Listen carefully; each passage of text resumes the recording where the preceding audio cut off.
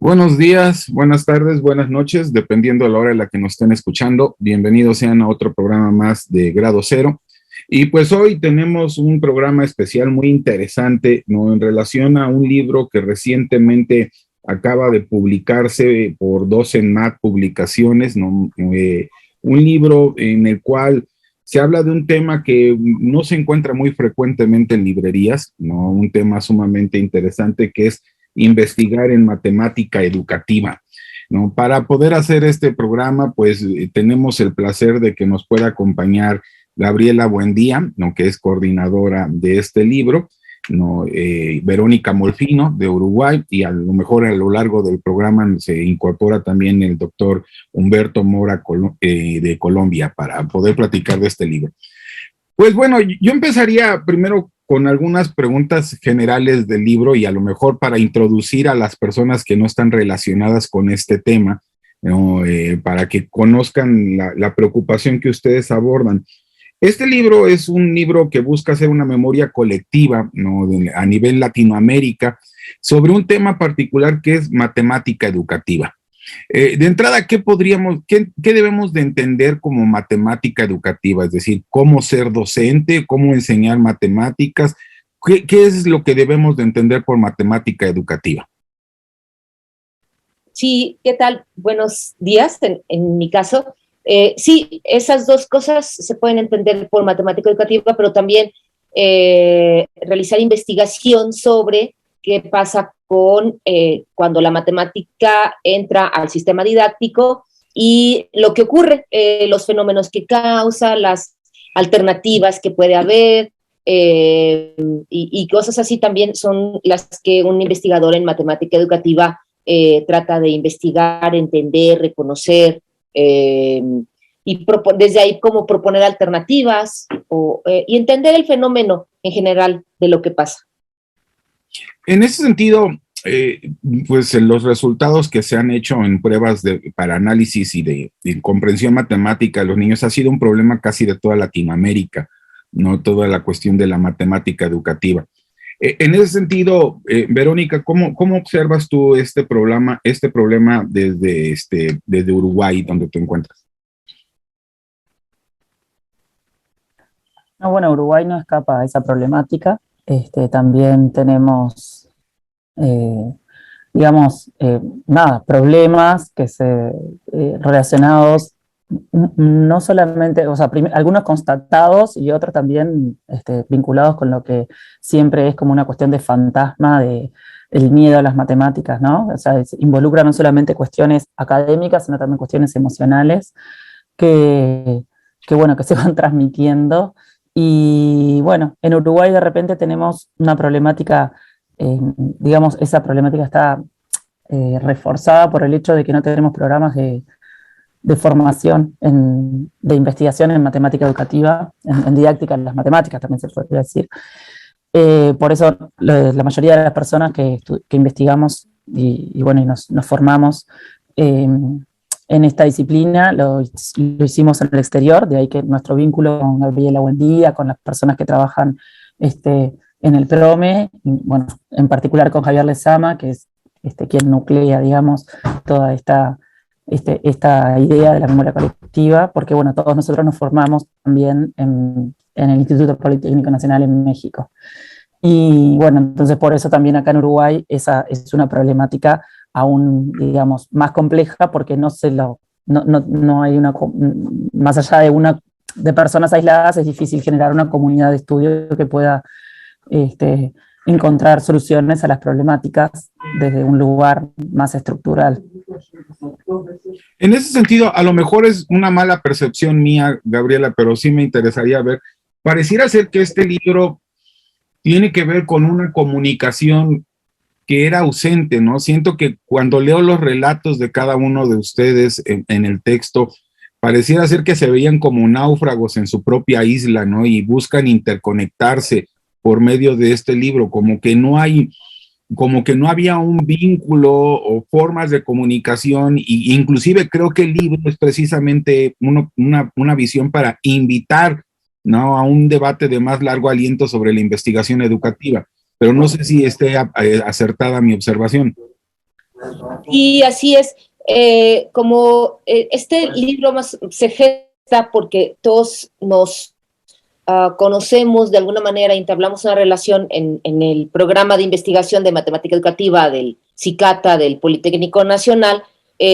Bueno, ahí maestría, doctorado, se trabaja en la investigación y se crean lazos y cada quien se va a su región en toda Latinoamérica y en México, pues a lo largo de todo México. Pero de pronto, a la vuelta de los años, efectivamente uno dice, pues es que esos lazos, ¿qué pasó? O sea, más allá de volvernos a encontrar en congresos y demás y reconocernos o hacer labor juntas en cursos, talleres, es como, ¿por qué no me cuentas qué pasó cuando tú empezaste a estudiar y te empezaste a acercar a la matemática educativa? ¿Cómo fue tu tesis? ¿Cómo fue tu proceso? ¿Quién eras como persona que empezó a ser profesor de matemáticas con inquietudes, pensando que efectivamente lo que a ti te pasa como profesor, como pareciera que no, que tú lo tendrías que resolver solo, ¿no? Que no hay nadie ni que te entienda, ni que te pudiera apoyar, ni que... Y resulta que poco a poco va viendo uno que sí, que hay comunidad, que es un campo profesional para el profesor de matemáticas, la matemática educativa, y que desde ahí efectivamente esto puede seguir y prueba de eso es este libro. Ahora tratando de que se recuerde cómo fue todo este proceso desde que eras profesor de matemáticas hasta que lograste tu tesis de maestría, doctorado, qué pasó antes, qué pasó después, para seguir efectivamente creando esta comunidad, fortaleciendo estos lazos latinoamericanos, porque, pues sí, si no la labor del docente de matemáticas en verdad se vuelve como muy en solitario y además como muy sufrida, como, pues sí, efectivamente a veces somos los malos, ¿no? Y no resulta que el profesor de matemáticas es una persona y también cuenta cosas de cómo llegó a este proceso y todo lo que enfrentó y todo lo que también tuvo que superar. Y por eso es como una muestra de la comunidad haciendo investigación, pero desde el aula de matemáticas y regresa al aula de matemáticas también, siempre. Verónica, una de las historias que tienen en común, bueno, por lo menos se deja ver inmediatamente en el texto junto con Humberto, ¿no? Es que ustedes son profesores de educación media superior, ¿no? Impartían matemáticas en este nivel.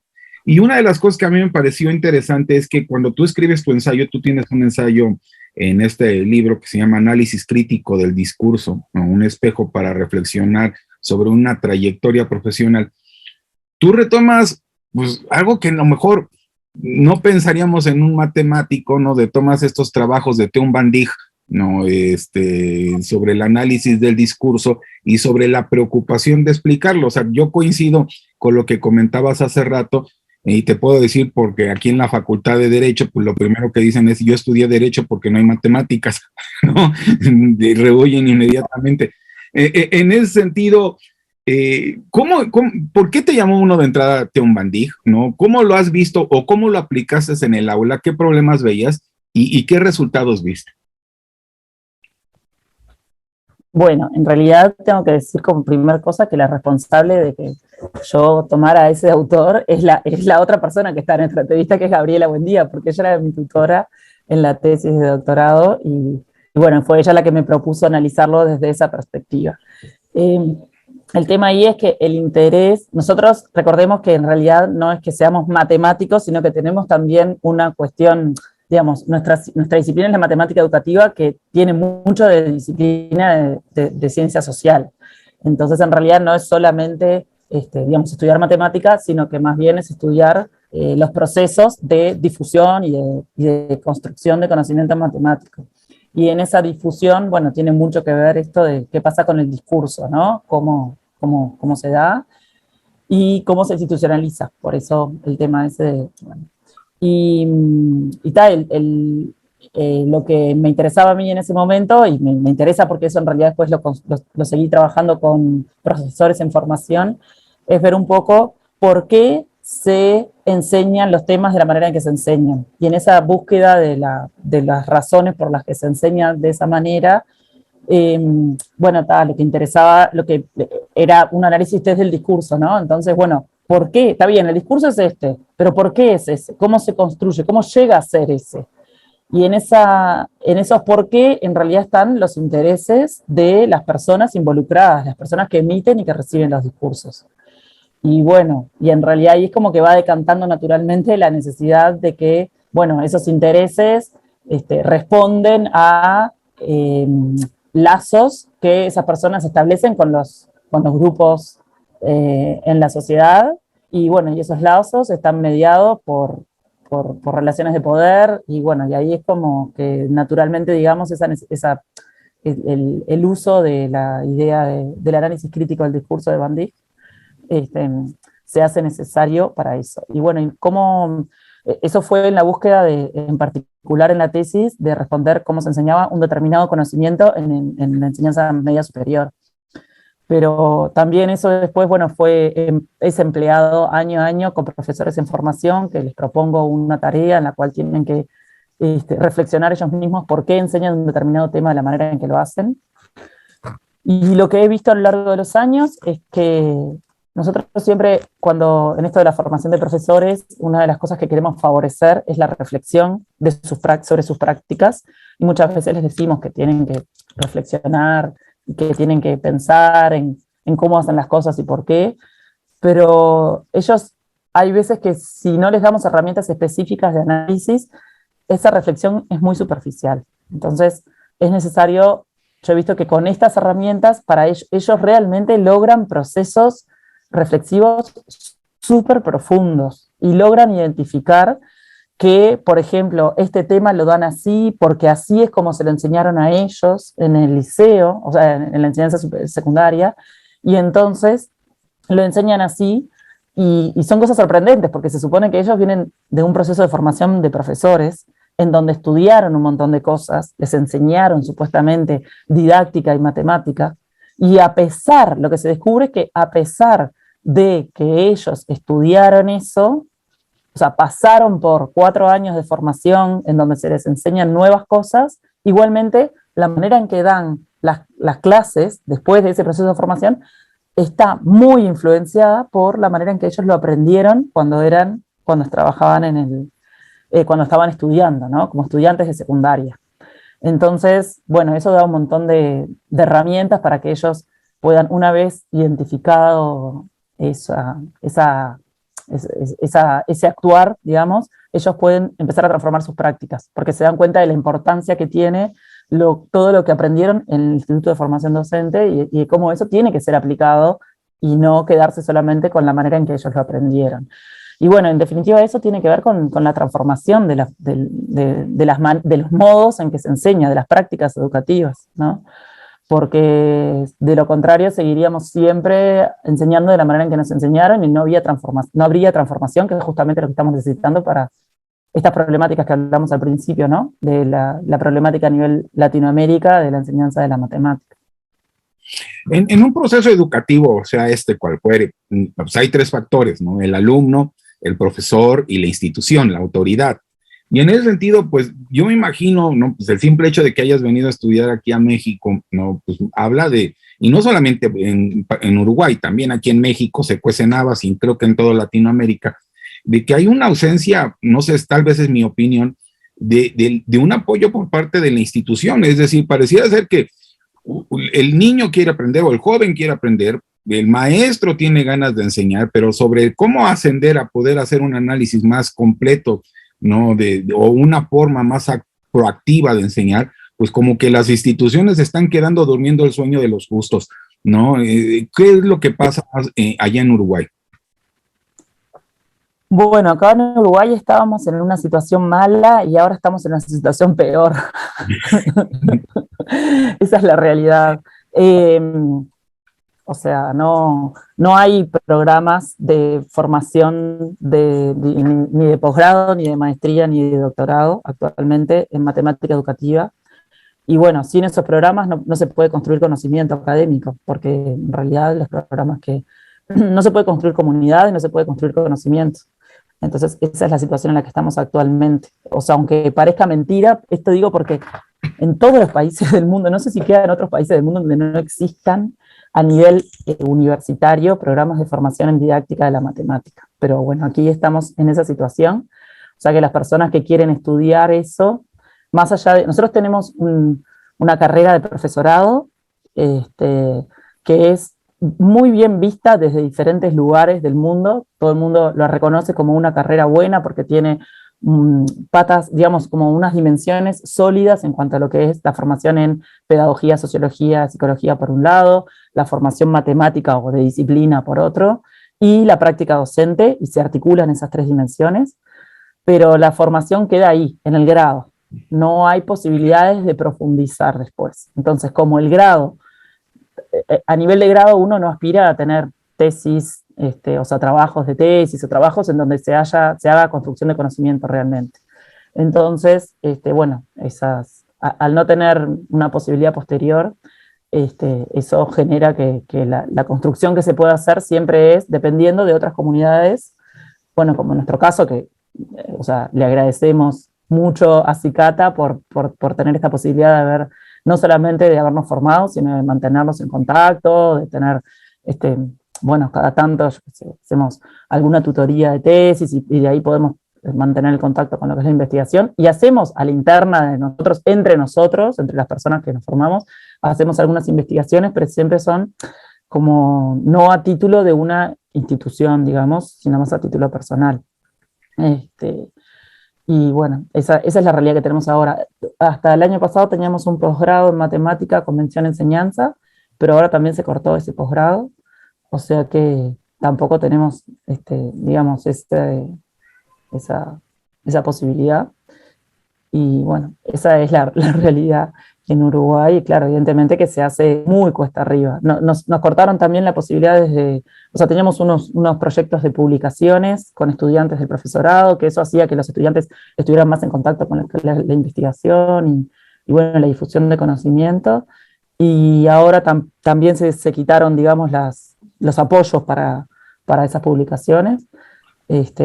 Y revistas que existían, y bueno, entonces se ha desmantelado mucho lo que es la investigación, en particular en didáctica, y en particular en didáctica de la matemática. En ese sentido es más corazón que apoyo económico, más voluntad, ¿no? Oye, una última pregunta ahorita sobre tu ensayo, que a mí me pareció muy interesante. Tú no te presentas como doctora, te presentas como profesora. Bueno, es mi formación inicial y es lo que, en realidad, si lees los artículos de los uruguayos, todos tienen una impronta muy, muy vinculada con el aula, porque nosotros somos profesores, primero, y nuestra labor principal es dar clase en secundaria, dar clase a nivel, bueno, en el nivel del profesorado, pero yo doy clase, y doy clase no solo de matemática educativa, sino que doy clase de matemática. Yo doy clase de topología y de geometría, por ejemplo. Y también doy clase a nivel secundario. Entonces, en realidad tenemos como un vínculo muy fuerte, muy estrecho, porque en otros lugares de repente está más disociada la investigación en matemática educativa con lo que es la práctica docente. Y nosotros no, va a ser que todos los trabajos tienen que ver con cuestionamientos que tienen que ver con la práctica directamente, y con siempre estar pensando en cómo, digamos, aportar hacia esa práctica. Entonces, sí, es cierto. Sí, soy profesora y también soy doctora, pero sí.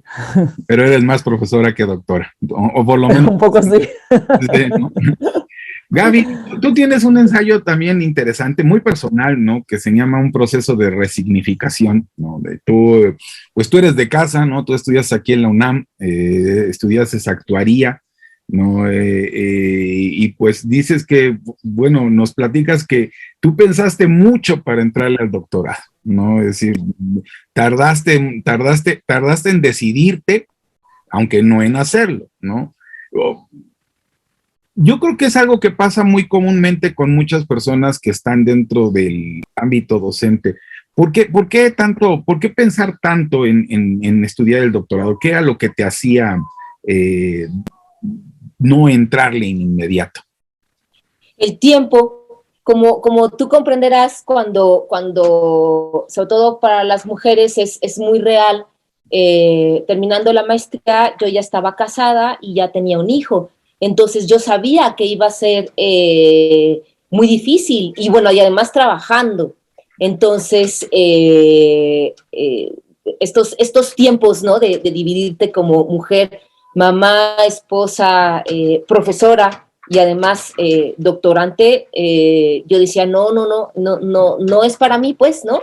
Entonces sí, así como muchos colegas se van de lleno, maestría, doctorado, yo sí dejé pasar mucho tiempo entre la maestría y el doctorado, cosa que la verdad es que a la vuelta de los años lo valoras porque me dio tiempo de estar, me dio mucho tiempo de estar en el aula, ¿no? Igual dando clases en ingenierías y en preparatoria en ingenierías. Entonces, claro, cuando ya lo retomas desde el doctorado, sí lo ves como diferente, ¿no? Y ya también la verdad es que te das la oportunidad como mamá y como mujer de, pues hay que seguir preparando y no solamente para saber ser mejor profesor de matemáticas, sino porque como ves la disciplina te llena como en muchos aspectos sociales que de pronto te impactan de otras maneras. Entonces, a la vuelta de los años dices, bueno, mira, me tocó esperar y estuvo muy bien. Fíjate que tú en el texto hablas al final muy ligeramente de algún tema que a mí me parece muy importante sobre el binomio profesor-investigador, ¿no? Tú platicas que pues, y creo que tienes razón, ¿no? Aquí pareciera ser que son dos estatus sociales de académicos, los que están en los institutos y nosotros los que estamos ahí en el campo de batalla, ¿no? Con los chavos. En ese sentido, ¿qué dificultades tú observas desde la matemática, no? Sí existen, porque en ciencias sociales sí existen esas separaciones tajantes, ¿no? Inclusive los autores, el investigador escribe para sus colegas investigadores, no para cualquier persona, ¿no? Y el profesor, pues, escribe para los alumnos, no más para los investigadores. Entonces, en ese sentido, ¿tú cómo ves esto desde la matemática? Y fíjate que yo ahora que trabajo mucho con profesores de matemáticas, es una queja permanente porque los profesores siempre me dicen, bueno, esas propuestas que tú tienes están muy interesantes, muy bonitas, pero no las puedo trabajar en el aula.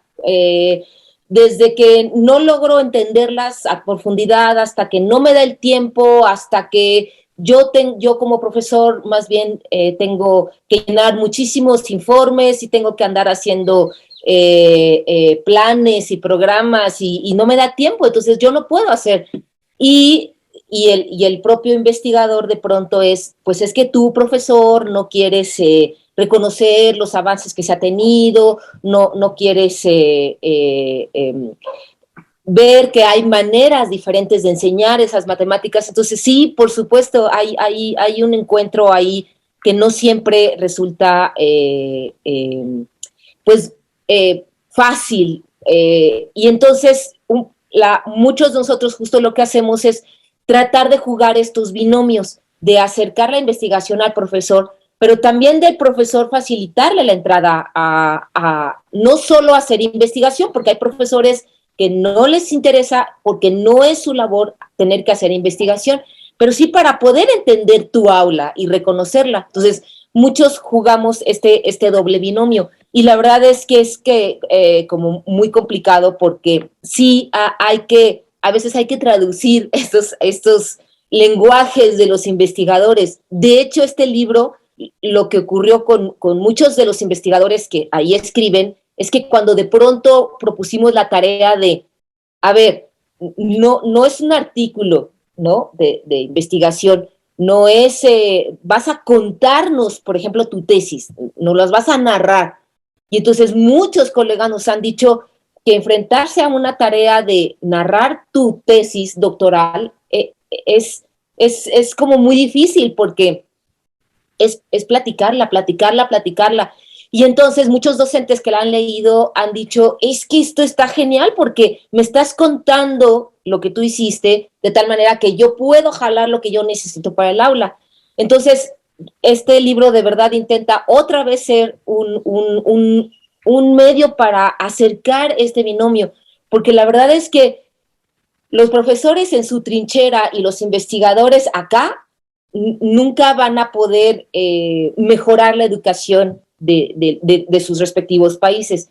Nos tenemos que apoyar, la verdad es que mutuamente. Entonces, el comentario que hiciste de las instituciones es como bien doloroso, porque aunque en México hay más estructura para que algunos docentes puedan hacer sus maestrías y sus doctorados, la verdad es que hay muchas instituciones que llenan al profesor de carga y a veces no los liberan ni dan autorización, pero eso sí, les piden que sean profesores innovadores, les piden que estén a la vanguardia de todo lo que se ha hecho en la investigación, pero no les dan chance. Entonces, de pronto ¿cómo le hacemos? Entonces, es una tarea que finalmente se vuelve como de muchos frentes para que pues tratemos de acercar y finalmente hablar de que sí se puede enseñar matemáticas de una manera diferente a como te enseñaron o a como crees que sea. Pero sí, es como una batalla ruda y este libro nos ha ayudado muchísimo a las autoridades, la verdad, también a sensibilizar de que pues ahí sí se puede, pues, pero hay que echarnos mutuamente la mano, ¿no? Y en este sentido, una de las cosas que yo comentaba al inicio, que casi no hay libros de investigación en matemática educativa, te lo digo porque, bueno, yo no estudié matemáticas, mi hermana es la matemática, ¿no? Pero, y una de las cosas que yo observo y que me llama mucho la atención, ahorita que leía todas estas investigaciones que han hecho, ¿quién las consume? ¿Quién consume estas investigaciones? Porque evidentemente no hay una red, ¿no? Es decir, no hay una infraestructura por parte del Estado, ni ningún país de Latinoamérica, ¿no? Para divulgar esto. ¿Cómo se consumen estas investigaciones? O sea, si yo, por ejemplo, soy un profesor en la Ciudad de México, ¿cómo me puedo nutrir de la experiencia de Verónica? ¿O cómo puedo nutrir yo de la experiencia de Humberto? ¿Cuáles son los vínculos que pueden existir? Pues, por ejemplo, Verónica comentó hace un momento que en Uruguay lanzaron un proyecto para publicar como los resultados, no tanto de investigación, porque eran de estudiantes de profesorado, sino de los últimos grados donde estaban estudiando, publicar como sus trabajos finales en pequeños escritos, muy, muy, muy pragmáticos, o sea, muy dirigidos al profesor. Bueno, esos se lograron hacer 7 libros pequeños con resultados como muy pragmáticos, muy ocho, ajá, con propuestas muy, muy pragmáticas, con actividades muy, muy concretas, así como ten profesor. Bueno, esos libros que se hicieron en Uruguay, como yo estuve participando con ellas, yo me los traía a México y la verdad es que, como decías, todavía es como muy de corazón, porque cuando yo he ido a varios posgrados a nivel nacional, yo voy con mis libritos, también metafóricamente, porque están en línea, entonces igual de pronto trabajábamos las actividades que propuestas en línea, entonces, y viceversa, cuando voy a los posgrados y trabajo con los profesores de allá y se generan actividades, entonces las comparto con mis colegas latinoamericanos. Ese colectivo de Docenmat es una de las cosas que nos ha favorecido hacer, de intercambiar literalmente lo que los profesores de Uruguay, de Chile, de Colombia y de varias regiones de México hacen. Pero sí es cierto que es mucho de nosotros, o sea, es el interés por quererlo hacer. Y como tenemos eventos, las escuelas de invierno en Uruguay, en Argentina y Colombia, es de divulgación para que la mayor parte de los profesores asistan y siempre se van con la sensación de, mira, sí hay un campo de profesionales donde a mi profesor de matemáticas me entiendan cuál es mi cuita cuando enseño matemáticas. Pero sí es cierto que a veces no es tan sencillo ni para el profesor asistir, ni para nosotros mismos seguir adelante con estas redes. Mucho, definitivamente es el interés de cada uno de nosotros por moverse, y si te fijas es como a nivel Latinoamérica, o sea, por supuesto, hay redes con Europa, hay redes con Estados Unidos, hay redes, pero los que estamos aquí hemos aprendido mucho que entre colegas latinoamericanos nos potenciamos muchísimo y además es muy divertido, como supondrás, cuando logramos estar todos juntos es como muy entrañable, ¿no? Estar con colegas. No sé, Vero, ¿tú qué opinas? No, y a responder la pregunta de Alfonso también, que en la formación de profesorado es cuando también este tipo de cosas se divulgan, cuando los estudiantes están, bueno, todavía en proceso de formación. Después es difícil, después digamos que las personas que ya están trabajando como profesores a veces se acercan a los congresos, algunos de ellos se acercan a los congresos y ahí se difunde, bueno, se comparte la información y ellos mismos de repente traen sus experiencias de aula, bueno, y se hacen ese tipo de intercambio, pero bueno, pero no es como tan usual.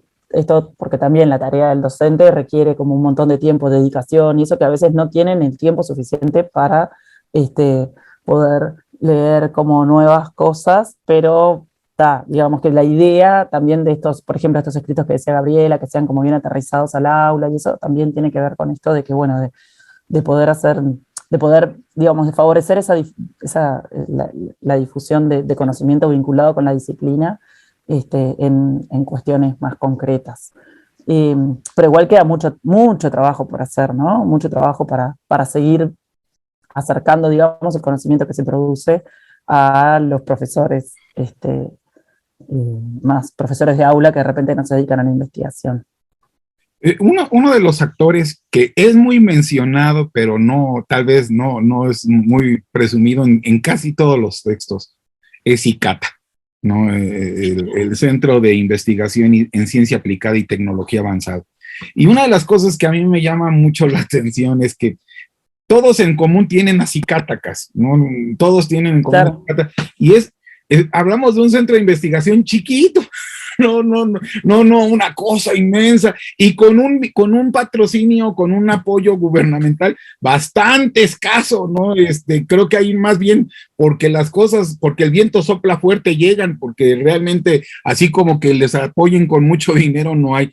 En ese sentido, primero para Verónica, ¿cómo tú te enteras de Cicata, ¿no? ¿Cómo es que lo que hacen? Y dos, ¿cómo creen ustedes, en tu caso, Gaby, que Cicata pueda obtener más apoyo así a través de ver estos resultados? Porque creo, hasta donde yo entiendo, es el único centro de investigación público que le está entrando a esta cuestión, porque en la UNAM pues, todavía no le están entrando a este asunto. No sé ustedes cómo lo ven. Bueno, lo de la UNAM y eso dejo que lo hable Gaby, pero no sé, la UNAM no es Sinvestab o Sinvestab no es de la UNAM. Sí, no, Sinvestab es del Poli. Ajá, es del Poli también. No, nosotros nos enteramos, yo en particular soy de la segunda generación de la maestría. En la primera generación había profesores uruguayos que bueno, que ellos ya venían, digamos, o sea, interesados por la didáctica, son, digamos, bueno, yo soy más joven que ellos, entonces yo de repente no fui exactamente alumna de ellos, pero era como ponerle 10 años menor, entonces, bueno, ellos ya venían trabajando en eso y yo había recién terminado mi carrera de grado. Entonces, bueno, pero siempre estaba en contacto con ellos y ellos en realidad fueron, bueno, que son Mario, Cristina Chaviet, Mónica Olave, Yacir Testa, creo que todas ellas escribieron artículos, algún capítulo. También estaba Mario Dalcín, entonces ellos fueron los primeros, digamos, de la primera generación de Cicata. Y la verdad, Gaby, no sé si vos te acordás bien cómo fue que ellos se enteraron, pero se enteraron, supongo que en algún congreso conocieron a alguno de, no sé si a Javier o Lezama o bueno, alguna de las personas, y bueno, y a partir de eso se enteraron de que iba a haber un programa de formación a distancia. Ese es el potencial que tiene Cicata para nosotros. Es un programa de formación a distancia, o sea, nosotros no tuvimos que ir a México a hacerlo. Y eso yo lo valoro, pero ampliamente, porque lo que ocurre con la mayoría de los programas de formación que son, eh, digamos, presenciales, es que no favorecen la construcción de una comunidad propia del país. Porque al ser presencial, por ejemplo, esos programas que uno se tiene que ir a Europa u otros lugares, una persona va, se gradúa, pero de repente las posibilidades para poder ir, ya sean por lo económico o por las situaciones personales, no siempre no es viable para todo el mundo. Entonces, la persona va, de repente se gradúa, a veces quedan vinculadas con las personas, por ejemplo, acá hay uruguayos que fueron a estudiar a Francia y o a Estados Unidos y quedan vinculados con las universidades en donde quedan viviendo allá de repente y no se construye comunidad en el lugar de origen. Entonces, yo no sé si esto de Cicata, no sé si lo tenían al principio como uno de sus objetivos, pero lo que yo veo como consecuencia de esa política de hacer las cosas a distancia es que, bueno, favorece la construcción de comunidad real en los diferentes lugares de procedencia de las personas. Y eso es lo que ocurrió, el caso de Uruguay es tal cual, porque gracias a ellos ahora, hoy en día, sigue habiendo, yo, digamos, me doctoré hace más de 10 años, y sigue habiendo actualmente personas que estudian en las maestrías, que hacen los doctorados, es decir, uruguayos, ¿no? Es decir, que sigue habiendo un vínculo muy fuerte, y es justamente gracias a que son programas a distancia, y eso favorece, primero, que haya más personas que lo pueden hacer, segundo, que haya una comunidad muy, o sea, sin apoyos económicos o institucionales uruguayos, pero por lo menos hay una comunidad de personas que pensamos en lo mismo, que nos nucleamos, bueno, no sé, hacemos congresos, bueno, ese tipo de cosas que, digamos, que de otra manera no se podría haber logrado. Entonces eso es lo que hace a Cicata justo una cosa, bueno, muy característica de que, no sé si está dentro de los planes iniciales, pero es una consecuencia que se logró. Sí, fíjate que el programa, el PROME del Cicata, nació como un programa hermano del Departamento de Matemática Educativa del CIMBESTAF. Digamos, los colegas del CIMBESTAF apoyaron en la generación del PROME en Cicata. Pero efectivamente el PROME en Cicata, el espacio que tiene es chiquitito, porque nació y hoy por hoy es un programa 100% en línea. O sea, de hecho, ahí no conocemos a nuestros estudiantes hasta que se gradúan. Cuando van a México, o si hay oportunidad en otros lugares, qué bien, y si no, nos conocemos ahí, pero justo desde el principio el programa tuvo la certeza de que así tenía que crecer, y todo lo que fue educación en línea se entendió no como una reproducción efectivamente de lo presencial, sino con un matiz, además, donde lo humano jamás desapareciera. Por lo tanto, por ejemplo, mucha gente nos decía, pero es que ¿cómo pueden formar doctores y maestros en línea? Pues sí, y de calidad. Pues Verónica ganó un premio por su tesis de doctorado a la mejor tesis en ciencias sociales del Poli, del posgrado del Politécnico, reconocida como una tesis de calidad en 100% en línea. Entonces, todos entendimos que el trabajar en línea no significaba quitarle esta parte humana, y al contrario. Entonces, y lo mismo pasó en México. Muchas regiones de México se acercaron a Cicata, se graduaron, y hoy por hoy hay muchos más programas de matemática educativa en muchos lados de la República Mexicana que antes no existían, y que están liderados por gente que se formó también en el PROME. Entonces, sí, fue como un boom, sigue siéndolo, y es por eso, porque le apostamos como a la educación 100% en línea, sin desprendernos de este papel humano, pues, que como profesores necesariamente necesitamos, y ahí seguimos. De hecho, también déjame decirte que en la propia Ciudad de México se volvió algo como bien importante porque el PROME Cicata Legaria está en Legaria, ¿no? En la zona norponiente de la ciudad. Bueno, tú sabes que incluso como mamás, por ejemplo, a veces no nos es fácil movernos en la ciudad. Igual muchos colegas profesores, moverse en la ciudad cuando no tienes permiso de tus instituciones es como una razón para no estudiar. Bueno, igual a muchas de esas personas el PROME les dio la oportunidad de en línea, desde donde estuvieras, poder acercarte y poder graduarte. También notamos que fue como una buena alternativa para las personas. Y mira, a la vuelta de los años lo que ha pasado.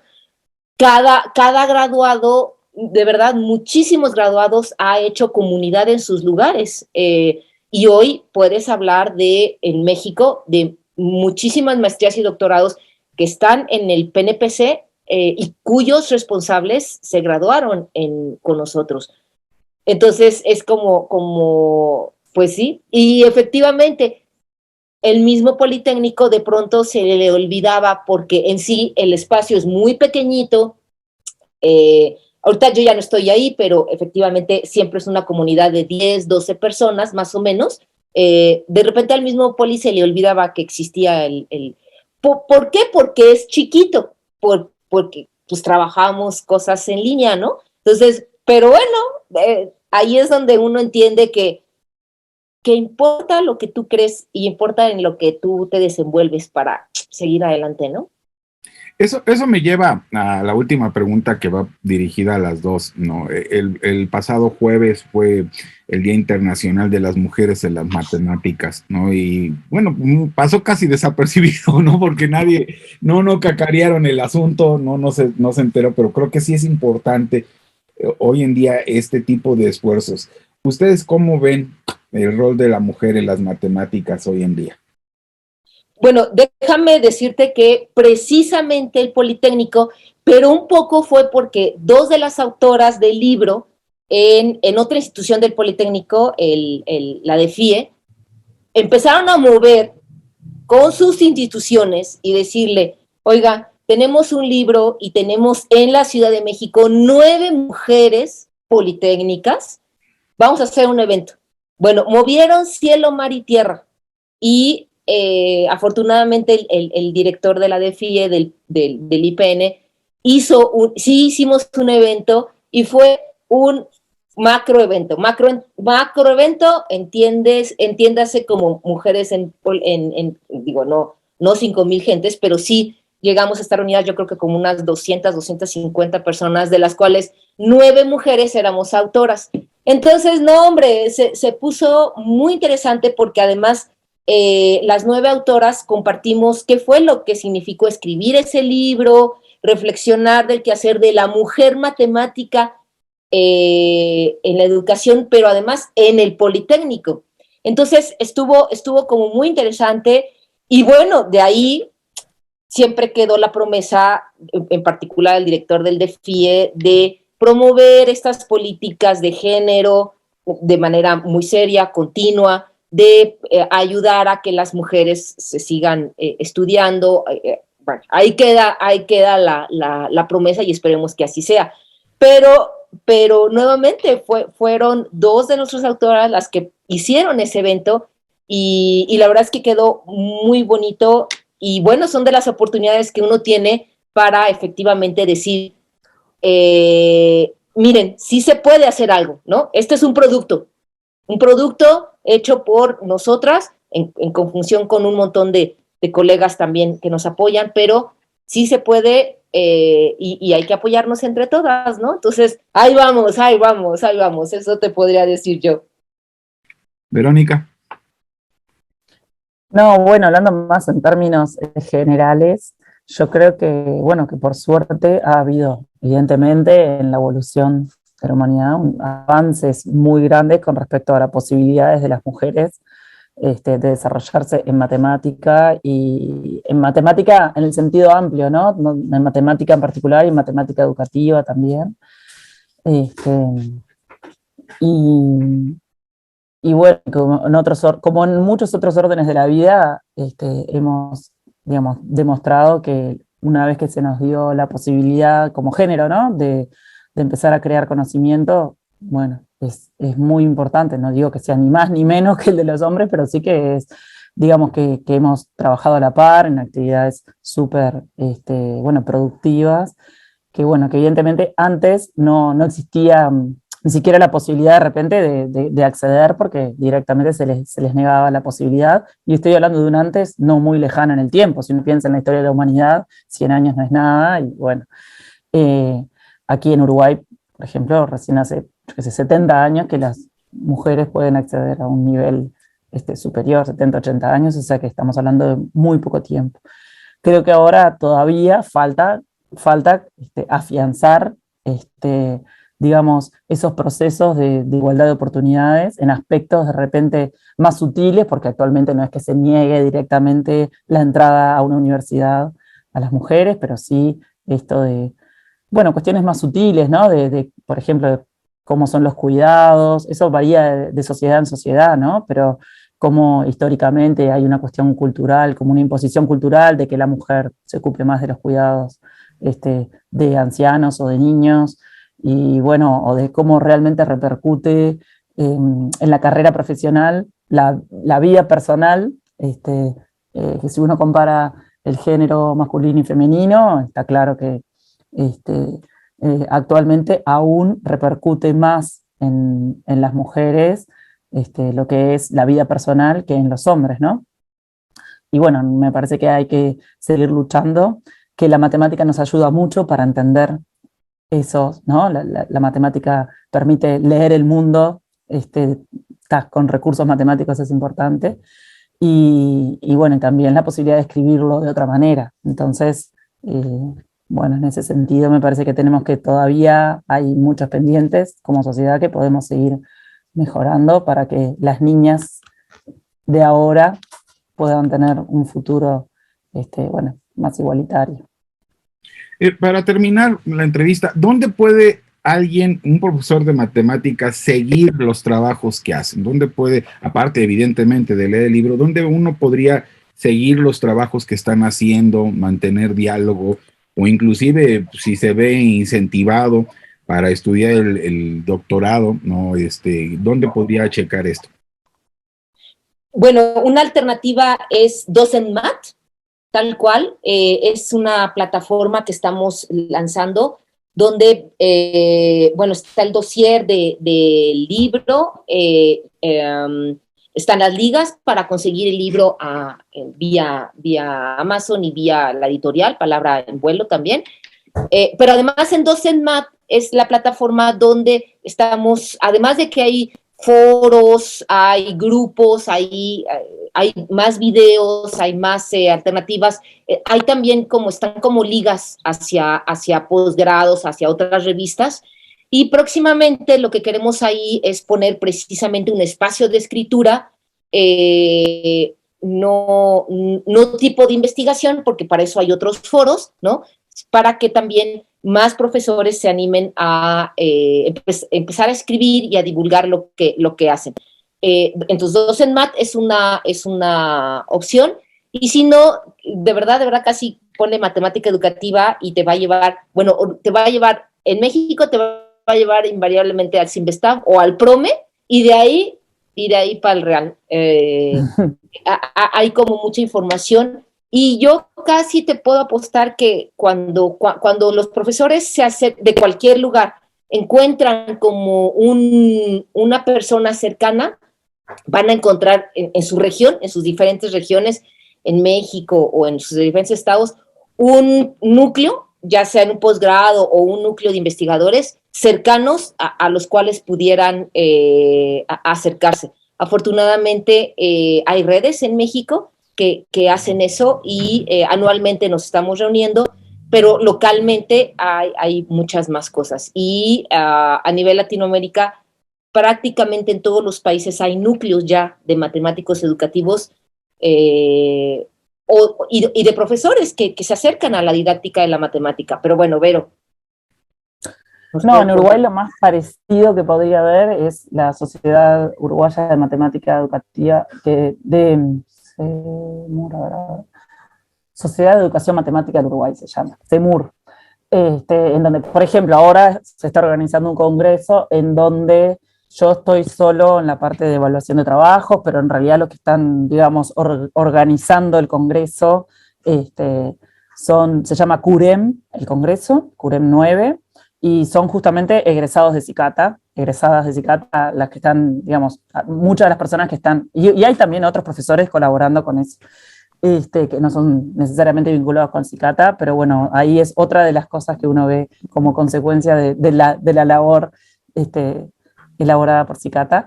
Pero bueno, esa sociedad que en realidad existe hace mucho tiempo, mucho antes que Cicata, pero actualmente está, digamos, muchas de las personas vinculadas trabajan con Cicata, están trabajando en eso. Por ejemplo, en este congreso que va a ser en junio, en donde vamos a tener una presentación del libro, porque va a venir Javier Lezama a Uruguay, y bueno, vamos a hacer una presentación, estamos organizando un poco eso. Pero bueno, ahí en esa, digamos, a través, esa sociedad nuclea muchas de las cosas que hacen los docentes y los matemáticos educativos. O sea que es también otra manera de acercarse en Uruguay a estas problemáticas, y los interesados pueden entrar por ahí. Pues bueno, pues muchísimas gracias, Gaby, muchísimas gracias, Verónica. Ha sido realmente un placer platicar con ustedes, ¿no? Y ojalá pues muchos se animen a entrarle a esta cuestión. Sé que es muy difícil, ¿no? A mí me tocó con mis hijas, ¿no? Yo quería disfrutar a mis hijas y el doctorado se me hizo más largo de lo que tenía que hacer, pero pues ni modo, ¿no? Las cosas no se acomodan cuando uno quiere, hay que entrarle en el momento en que se dan las cosas. Pues muchas gracias, ¿no? Y ha sido un placer. Gracias, Alfonso, y muchísimas gracias de verdad por habernos abierto el espacio. Y aquí estamos, aquí seguimos. Gracias.